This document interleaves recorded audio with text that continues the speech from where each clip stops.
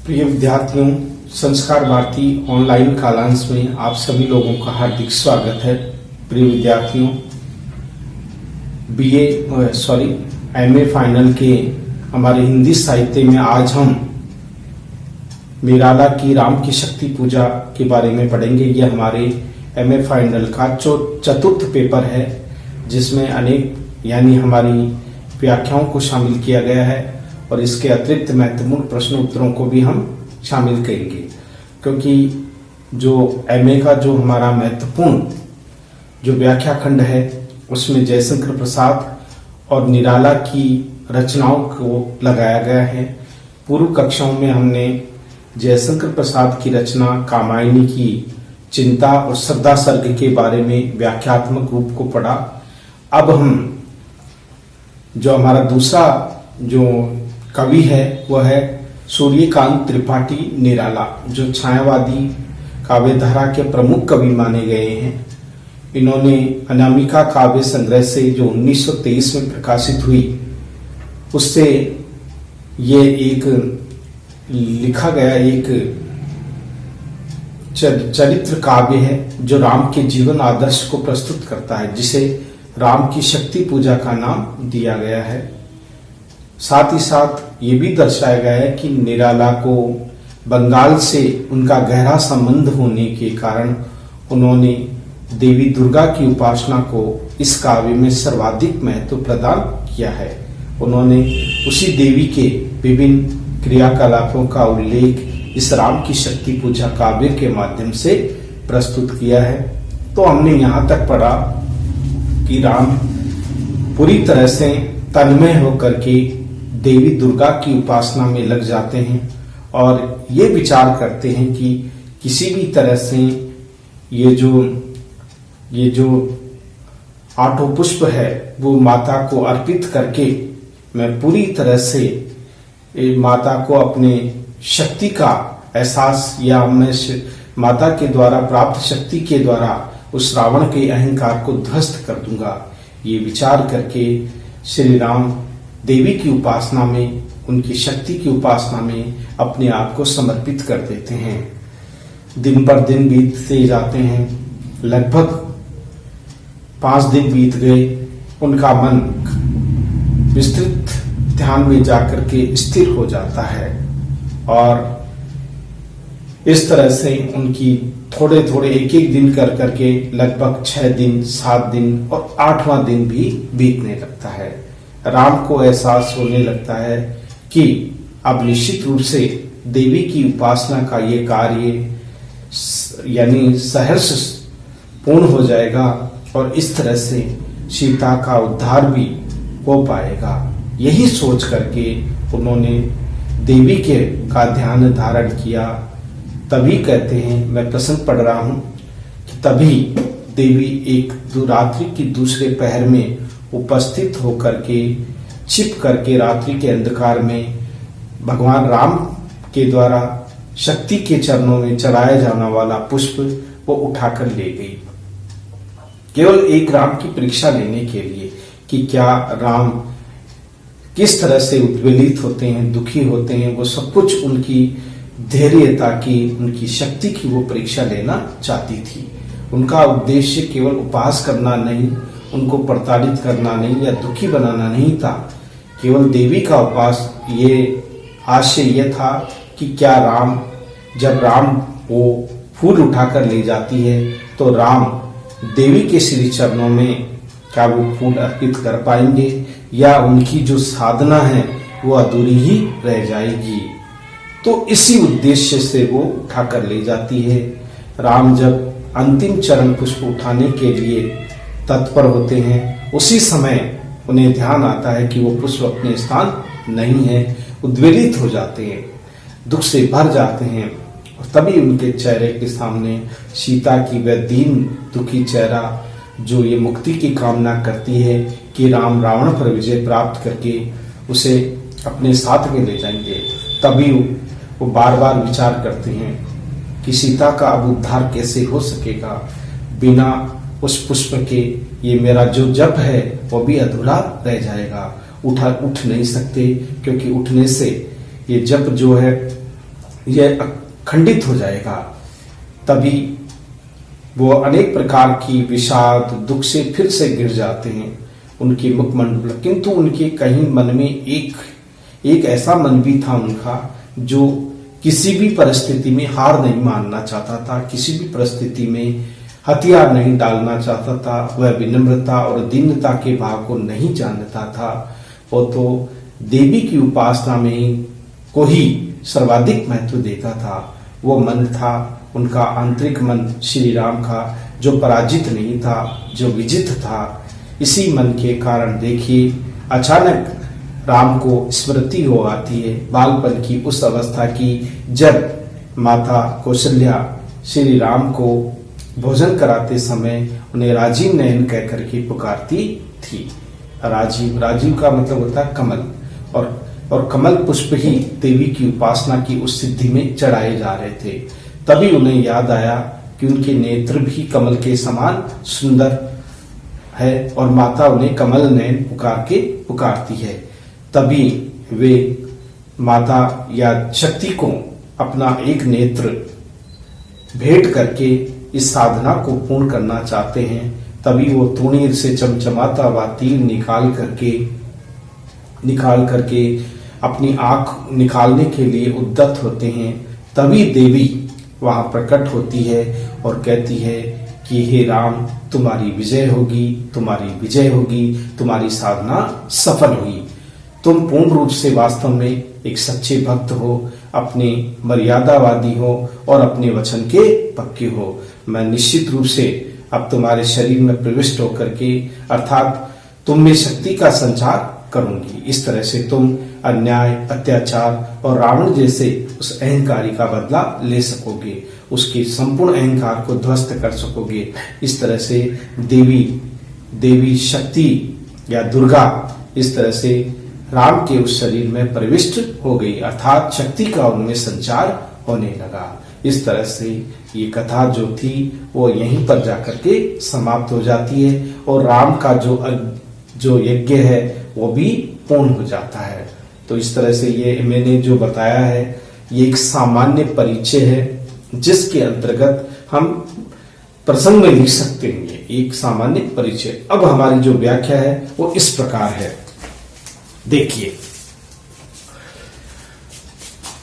रह गया एक इंदिवर मन देखता पार, प्राय करने को हुआ दुर्ग जो सहस्त्र था। देखिए राम ने एक एक करके जितने भी पुष्प थे वो देवी के श्री चरणों में अर्पित कर दिया।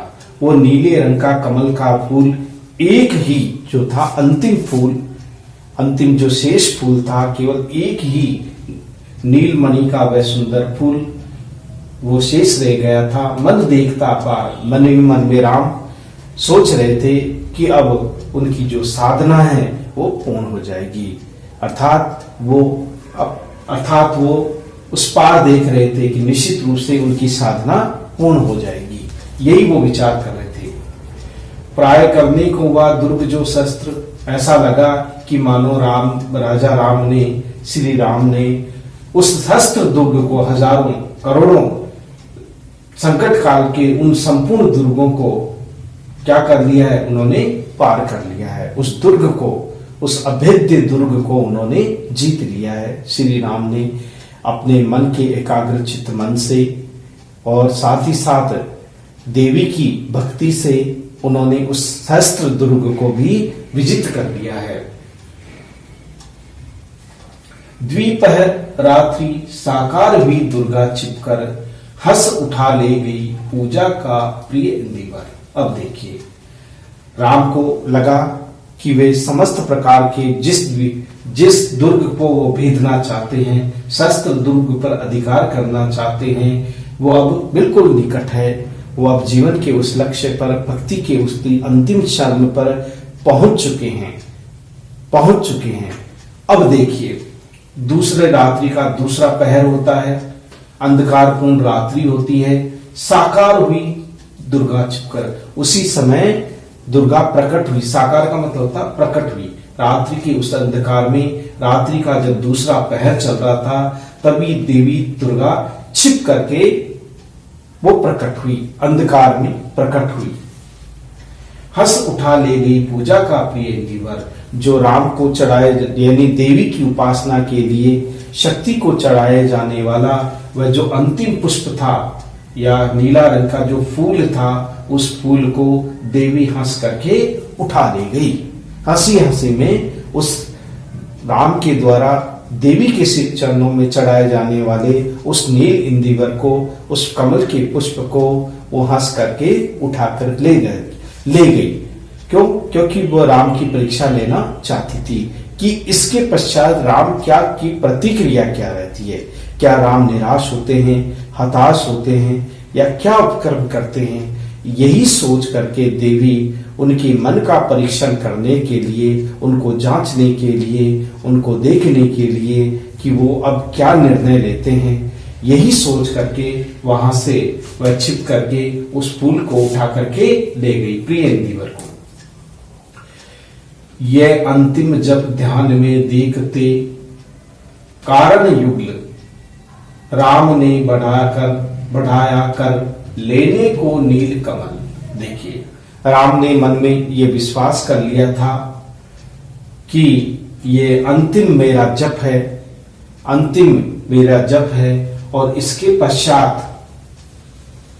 पश्चात इसकी राम की साधना जो है वो पूरी हो जाएगी। वो साधना जो है उसमें वो सफल हो जाएंगे। अंतिम ये जप था। और ध्यान में देखते कारण युगल, कि भाई अब दोनों ही जो नेत्र थे, दोनों ही उनकी जो आंखें थी, दोनों ही जो आंखें थी वो देवी की साधना में लीन थी, लेकिन उन्हें यह भी ध्यान था कि ये अंतिम मेरा जप है, इसके बाद में उनकी साधना पूर्ण हो जाएगी। कुछ लगा राम ने बढ़ाया कर, इसी को सोचते सोचते राम ने अपना हाथ ध्यान मग्न होते हुए ध्यान में थे और जहां इंदिवर रखा हुआ था वहां अपना हाथ बढ़ाया उस फूल को लेने के लिए, उस सुंदर पुष्प को लेने के लिए, अपने नीले कमल के फूल को लेने के लिए अपने हाथ को आगे बढ़ाया। फिर क्या होता है देखिए।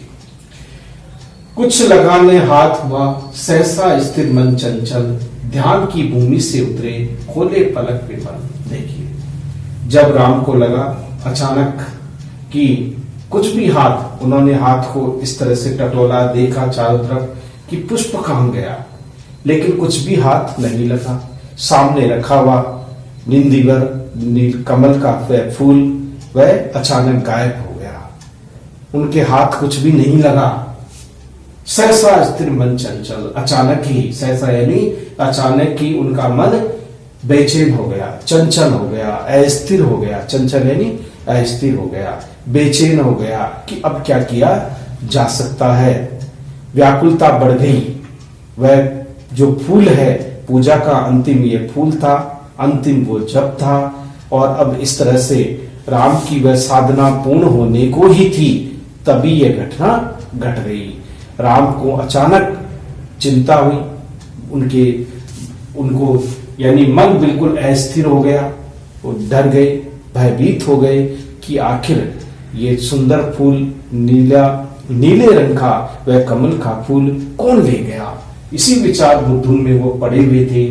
ध्यान की भूमि से उतरे, जहां वे देवी की गहन साधना में खोए हुए थे, अपने मन को देवी के श्री चरणों में लगाए हुए थे, उनकी उपासना में अपने मन को लगाया हुआ था। धीरे धीरे वो वापस कहां, उस ध्यान की भूमि पर आए जहां वो बैठे हुए थे। उन्होंने जहां बैठे हुए थे वहीं उनका मन वापस लौट आया। पहले तो वो देवी की उपासना में लगा हुआ था, ऊपर उर्दू हो गया, यानी ऊपर ही ऊपर जहां देवी के श्री चरणों में पहुंच गया था। लेकिन जब नीले रंग का इंदिवर श्री राम के हाथ न लगा तो वे चंचल हो गए, उनका मन अस्थिर हो गया, भयभीत हो गए वो कि ये क्या हुआ। ध्यान की भूमि से उतरे, अचानक वो वास्तविक रूप से उनका ध्यान भंग हुआ।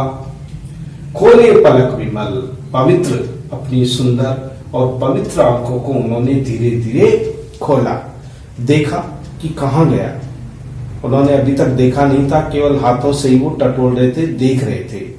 अब उन्होंने प्रत्यक्ष रूप से आंखें खोल करके आसपास के उस दृश्य को देखा कि आखिर कमल का फूल कहाँ गया। देखा वह रिक्त स्थान, यह जब का पूर्ण समय, आसन छोड़ना असिद्धि, भर गए नयन द्वय। अब देखिए, राम का ध्यान भंग हुआ और वो जहां साधनास्थ थे वहीं वापस लौट आया उनका मन। और साथ ही साथ उन्होंने अपनी धीरे धीरे सुंदर पलकों को भी खोला, आसपास के वातावरण का जायजा लिया। उन्होंने देखा वह स्थान खाली था, जहां पुष्प रखा हुआ था वहां पुष्प नहीं था, वह स्थान पूरी तरह से खाली था। यह जब का पूर्ण समय, राम के मन में शंका हुई। ये शंका ये हुई कि जब का ये तो अंतिम समय था, जब पूर्ण होने को ही था, अंतिम ये मेरा जप था और अंतिम ही फूल था। ये जप पूर्ण हो जाता, यदि वो फूल यहां मिल जाता तो मन में दुख हुआ। ये जब पूर्ण समय, ये जब का पूर्ण समय भी था, अंतिम समय में वो पहुंच गए थे, अंतिम छोर तक वो पहुंच गए थे। अब मन में क्या विचार आता राम का, आसन छोड़ना असिद्धि। राम ने मन ही मन सोचा कि अब मैं इस साधना में, देवी की आराधना में लगा हुआ हूं और इस बीच साधना में मैं यहाँ इस घोर तपस्या से अपने मन को भंग भी नहीं कर सकता, उठ भी नहीं सकता। अगर मैं उठता हूं, अपने आसन को छोड़ता हूं, तो मेरी संपूर्ण सिद्धि व्यर्थ चली जाएगी, संपूर्ण सिद्धि व्यर्थ हो जाएगी, व्यर्थ हो जाएगी। ये सोचते हैं वो राम बार बार मन में। भर आए दोनों दिन, इस तरह से ये सोच करके राम के दोनों नेत्र अश्रुओं से भर आए, आंसुओं से भर आए। वो पूरी तरह से दुखी और हताश हो गए और ये सोच करके कि भाई अंतिम पुष्प ही था, अंतिम जप था और वो भक्ति की पूर्णता की ओर अग्रसर ही थे। तभी ये घटना हो गई कि देवी ने, दुर्गा ने परीक्षा लेने के लिए वह फूल स्वयं चुरा कर ले गई, उठा कर ले गई, हंस करके। राम की वो धैर्यता की परीक्षा लेना चाहती थी, राम को वो परखना चाहती थी। इसलिए राम ने सोचा कि अब मैं सिंहासन, इस आसन को छोड़ नहीं सकता। यदि मैं आसन छोड़ता हूं तो मेरी सारी तपस्या व्यर्थ हो जाएगी, असिद्धि होगी, वो बेकार हो जाएगी। भर गए नैन, ऐसा सोच करके उनको दोनों नेत्रों से आंसू बहने लगे, विलाप करने लगे, रोने लगे। अब देखिए, दिग जीवन जो पाता आया है विरोध, दिग साधन जिसके लिए सदा ही किया शोध। आगे राम अपने जीवन को ही दिखा देते हैं। राम सोचते हैं कि मेरा जो भाग्य है वही दुर्भाग्य बन गया मेरा।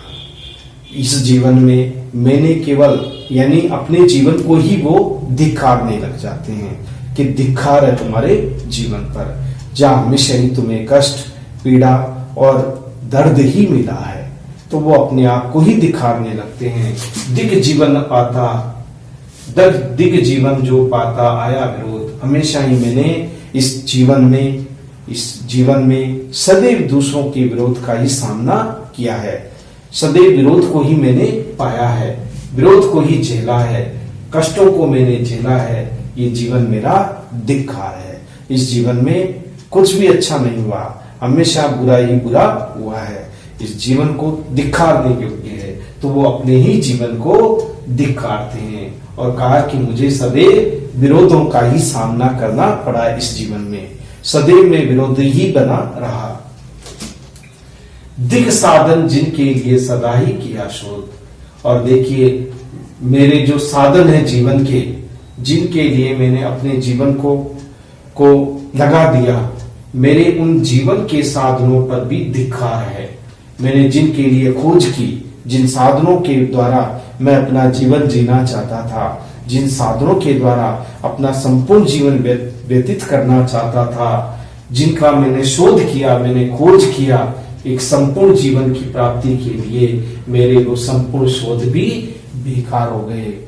वो साधन शोध के साधन भी समाप्त हो गए, बेकार है। किसी प्रकार से वो शोध का साधन जीवन के लिए मुझे उपयोगी नहीं रहे। तो वो अपने आप को दिखाते हैं, अपने जीवन को दिखाते हैं, और जीवन में जो उन्होंने जीवन जीने के लिए जिन साधनों को अपनाया था, जिन साधनों की उन्होंने खोज की थी, उस खोज पर भी वो अपने आप को दिखाते हैं, क्योंकि वो कभी उनके लक्ष्य तक नहीं पहुंचा सके। वो साधन वो लक्ष्य तक नहीं भेज सके उनको, इसलिए उन साधनों के प्रति भी राम के मन में एक प्रकार का द्वंद्व उत्पन्न हो जाता है, एक प्रकार का द्वेष उत्पन्न हो जाता है। जानकी हाय उद्धार प्रिय का न हो सका, वह एक और मन रहा राम का जो न थका। देखिए,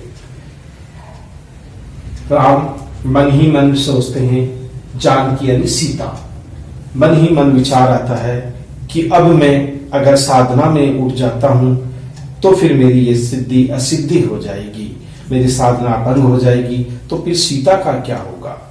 हाय सीता, वो सीता को याद करते हैं, क्या कहते हैं, जानकी हाय उद्धार प्रिय का न हो सका, अर्थात मैं सीता को रावण के चुंगल से, रावण की उस लंका से मुक्त नहीं कर पाया। इस बारे में मुझे बड़ा दुख है, मुझे बड़ा खेद है कि मेरी उस सीता का उद्धार मेरे द्वारा न हो सका। अब सीता के भविष्य का क्या होगा। सीता को लेकर के राम के मन में चिंता व्याप्त हो जाती है, वो चिंताओं से घिर जाते हैं कि अब सीता का उद्धार कैसे हो पाएगा। अगर साधना पूर्ण नहीं हुई तो भला सीता लंका से कभी मुक्त हो पाएगी या नहीं हो पाएगी। इस प्रकार के अनेक प्रकार के जो उल्टे सीधे सवाल है या जवाब है, उन्हीं के द्वंद में वो खोए रहते हैं।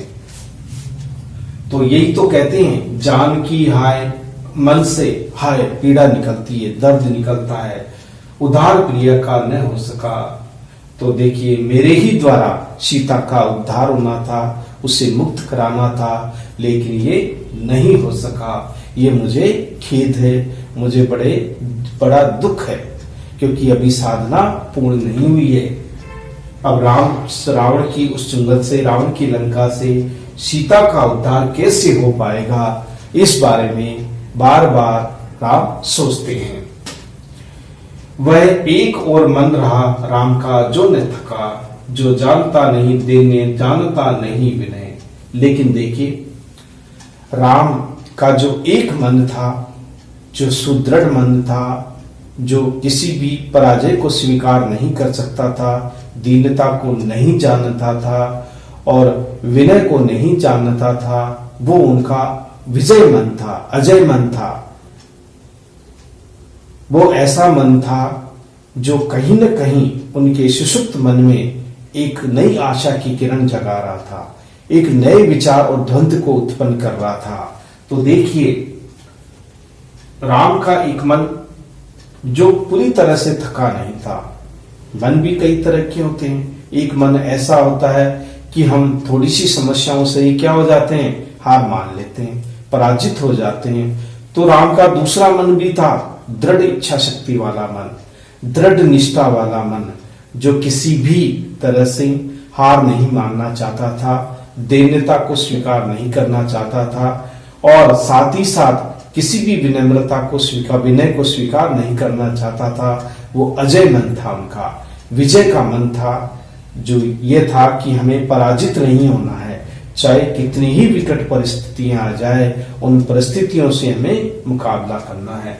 वो मन था उनका मन, वो राम का एक मन था जो पूरी तरह से उस हार को स्वीकार करना नहीं चाहता था, वो हार को बिल्कुल भी ग्रहण नहीं करना चाहता था।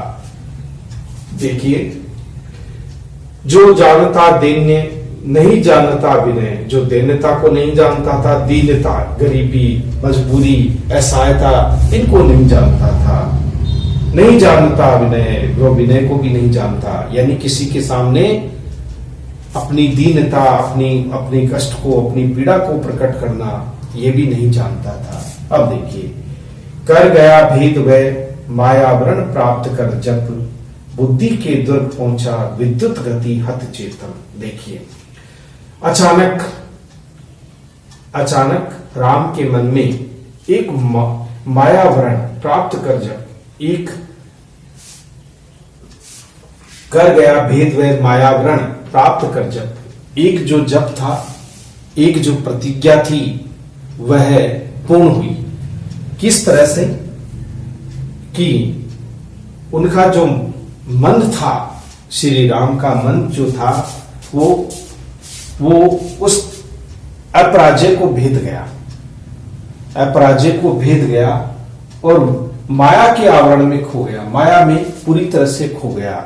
अब तो किसी न किसी तरह से उस साधना को पूर्ण ही करना है, अपूर्ण साधना नहीं रहनी, अधूरी साधना नहीं रहनी चाहिए। अचानक वो माया के आवरण में खो गए, माया के आवरण यानी जादुई वातावरण में उनके मन में एक नई विचारधारा, एक नई उपज पैदा हुई। जैसे माया की जाल से जादूगर जैसे चाहता है वैसे बना देता है, उसी तरह से राम के मन में भी एक जादू सा प्रभाव उत्पन्न हुआ। बुद्धि के दुर्ग पहुंचा विद्युत गति से हत चेतन। अचानक वह जो प्रभाव था, जो विचार था, वो बुद्धि के दुर्ग तक पहुंच गया, बुद्धि की उस संवेदना तक पहुंच गया, बुद्धि के उस द्वार तक पहुंच गया। विद्युत गति हत चेतन, अचानक विद्युत गति के समान उनका जो मन था वो चैतन्य अवस्था में आ गया, चैतन्य अवस्था को प्राप्त हो गया। वे कुछ न कुछ अब करना चाहते थे, अब उनका मन पराजित नहीं था, वह किसी भी तरह से उस साधना को, देवी की उपासना को पूर्ण करके अपने जीवन के संपूर्ण उद्देश्य को प्राप्त कर लेना चाहते थे। इसीलिए उनके अंदर मस्तिष्क में विद्युत की गति के समान नए विचारों ने जन्म लिया, नई विचारधारा ने, यानी कि अचानक उनके ऊपर कोई उपाय सूझ गया, अचानक विचार वो कोई उपाय उत्पन्न हो गया। राम में जगो स्मृति वे सजग पा भाव प्रबल। राम में अचानक अपनी बचपन की जो स्मृति थी, जो बचपन की याद थी, अचानक वो जागृत हो गई। माता का वह प्रेम, पिता का वह प्रेम, माता का वह दुलार अचानक स्मृति के पटल पर प्रकट हो गया, अचानक उनकी स्मृतियों में मंडराने लगा। तो इस प्रकार राम के मन में बचपन की स्मृतियां मन में घर कर जाती है, बचपन की स्मृति हो आती है, माता कौशल्या की उसे याद आती है। एक भाव, एक प्रेम, एक वात्सल्य जो भाव है, जो माता के द्वारा उत्पन्न वो विचार है, वो अचानक उनके मन में कूदता है, बिजली की तरह कूदता है। क्या है?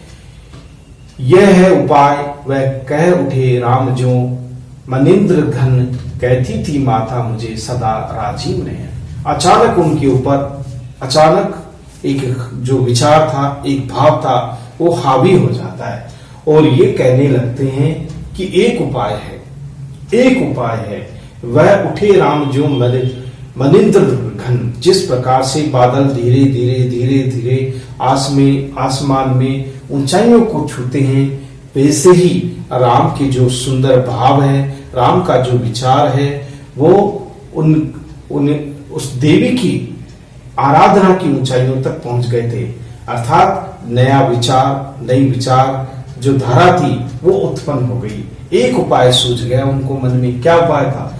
वो उपाय कैसा था कि जैसे बादल, जैसे कोई मंदिर गति से धीरे धीरे बादल ऊपर उठते हैं और फिर छट जाते हैं, बादल उठते हैं और फिर छट जाते हैं।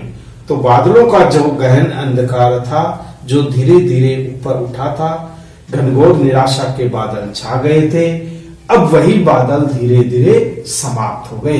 अचानक राम के मन में एक नया विचार उत्पन्न हुआ, एक उपाय। क्या कहती थी माता मुझे सदा राजीव नयन। बचपन का वह क्षण जब माता कौशल्या राम को बड़े प्रेम से, वात्सल्य सहित उसे राजीव नयन कहकर पुकारती थी। और राजीव का मतलब होता है कमल, और नयन यानी नेत्र। जिसके कमल के समान सुंदर नेत्र हो वह राजीव नयन है। अचानक राम को एक उपाय समझा कि भाई मेरे नेत्र भी तो कमल के समान सुंदर हैं, तो माता मुझे कौशल्या राजीव नयन कह करके बचपन में पुकारती थी। तो अब एक उपाय हो सकता है कि भाई कमल तो कमल है, मेरे नेत्र भी कमल के समान सुंदर है, क्यों नहीं मैं देवी को श्री चरणों में वह नेत्र अर्पित करके इस साधना को पूर्ण क्यों नहीं कर लेता। देखिए, जो नील कमल है शेष अभी यह पुष्य चरण पूरा करता हूं देखकर माता एक नयन।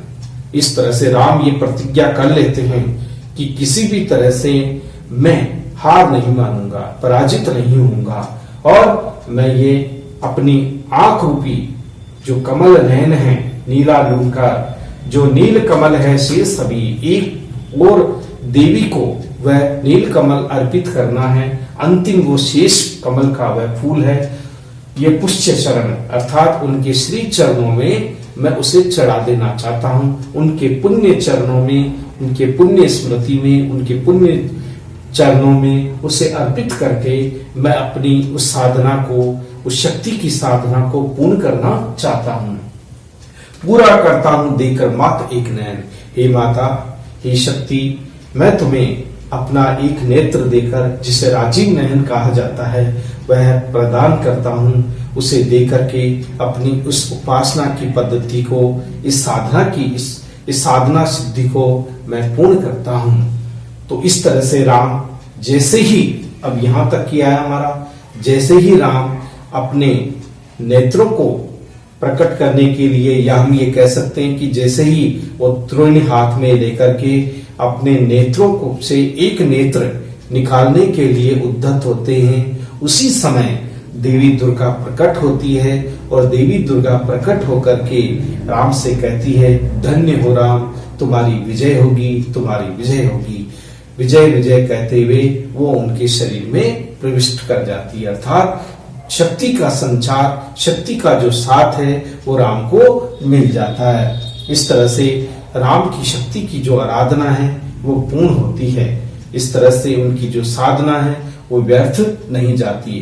तो इस तरह से राम भी अपना एक नेत्र अर्पित करके देवी की साधना को किसी भी रूप से पूर्ण करना चाहते थे, लेकिन देवी ने केवल उसे परीक्षा लेने के लिए या उनको परखने के लिए ही ऐसा किया था। इसीलिए तो उसने छिप करके ये सारे काम किए। और जैसे ही राम तीर से अपने नेत्र निकालने लगते हैं, देवी उन्हें धन्य हो कह करके पुनः प्रकट होती है और राम को विजय होने का वरदान दे करके और उन्हें उनमें शक्ति का संचार कर देती है। तो इस तरह से राम की ये जो साधना है, शक्ति की पूजा है, वो पूरी पूर्ण हो जाती है। इस तरह से हमारा जो ये राम की शक्ति पूजा का ये जो पद्यांश था, ये भी आज पूर्ण हो गया। लगभग महत्वपूर्ण जो पद थे वही हमने पढ़े हैं। आपको ध्यान है कि लगभग राम की शक्ति पूजा में 312 पद हैं। 312 पदों को समाविष्ट किया गया है। 312 पद इसमें शामिल किए गए, महत्वपूर्ण जो पद हैं। अब हमने जो हमारे पाठ्य पुस्तक में शामिल थे, उन्हीं पदों को हमने जो महत्वपूर्ण परीक्षा की दृष्टि से हैं, उन्हीं पदों के बारे में हमने पढ़ा। तो इस तरह से अब आते हैं हम विशेष में। अब विशेष में हम लिख सकते हैं,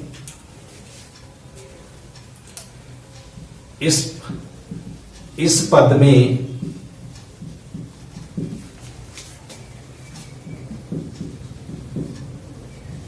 राम की शक्ति की उपासना का वर्णन हुआ है।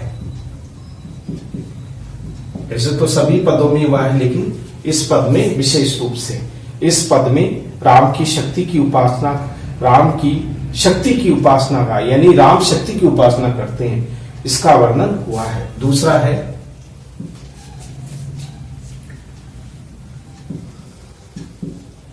राम के द्वारा राम के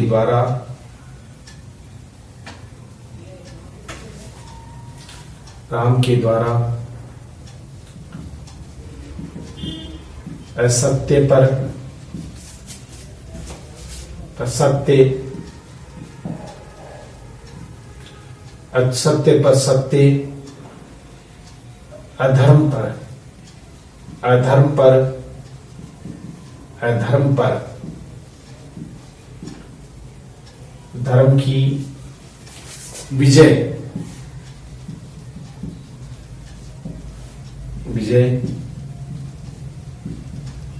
निराश मन में आशा के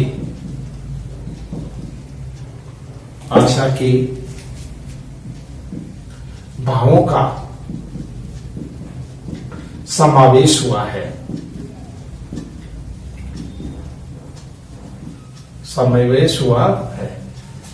ये दूसरा। तीसरा हम लिख सकते हैं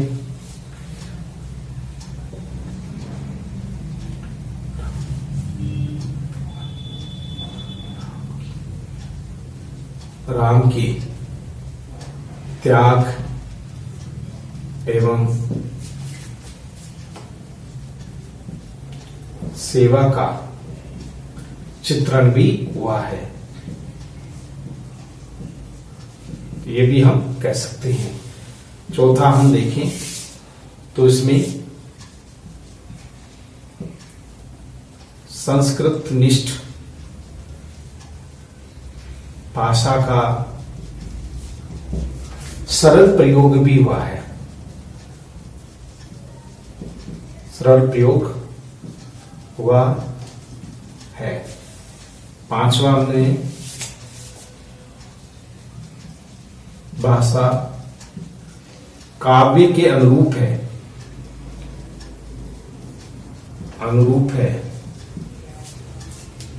भाषा काव्य के अनुरूप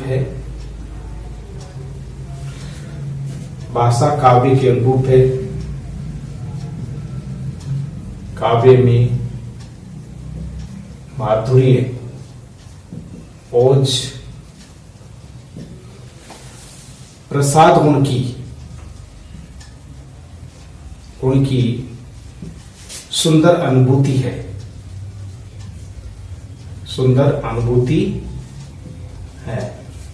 छठे में लक्षणा व व्यंजना शब्द शक्ति का प्रभाव दर्शनीय है।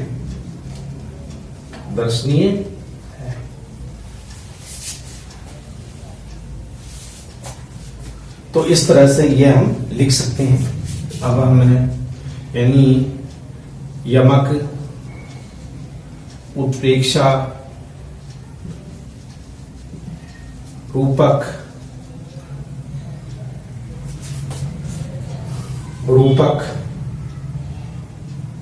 उपमा,